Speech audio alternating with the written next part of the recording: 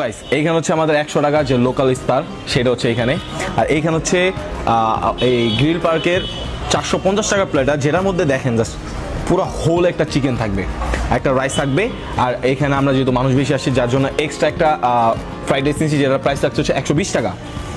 আর এই দিকে হচ্ছে অরেঞ্জ ব্লাস্ট 50 টাকা, এটা তো সাথে দরকারি। আর এটা খুবই দেখেই লাগতেছে ভাই, খাইতে মন চাইছে, বাট যদি আজান দেয় না এখন। এটা হচ্ছে 450 টাকা, বাট এখানে কিন্তু হিউজ একটা বড় একটা চিকেন ইউজ করতে তারা ভাই দেখছেন। বাট এটা খুবই সুন্দর, অনেস্টলি দেখতে অনেক সুন্দর, জানি না খেতে কেমন লাগবো।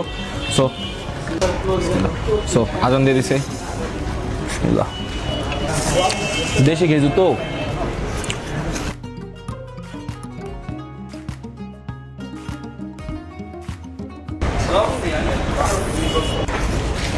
অনেস্টলি অনেক মজা, প্রচুর একটা রিফ্রেশমেন্ট পাই দিছে এটার মধ্যে। এটা অরেঞ্জ ব্লাস্ট না ভাই, 50 টাকা প্রাইস।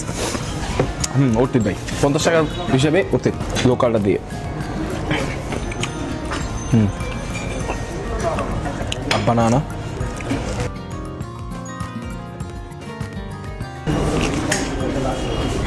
পেঁয়াজু দেশি মামার হাতের বানানো, একদম ডোবাতে দেয়।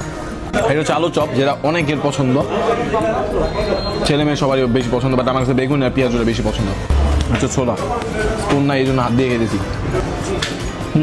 ছোলাটা ও আপনার এদিকে ছোলাটা অনেক মজা। হ্যাঁ, তো এখন হচ্ছে লোকাল খাবার, এটা মূলত হচ্ছে কম্পেয়ার করার কিছুই নাই, কারণ এটা আমার বাসায় খাই।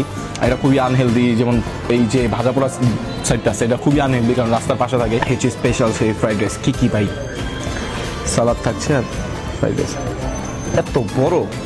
মানে ছোটবেলায় মানে বেশি করে পোলিও টিকা দিচ্ছে প্রিন্স ভাই, বুঝছেন। বিসমিল্লাহ।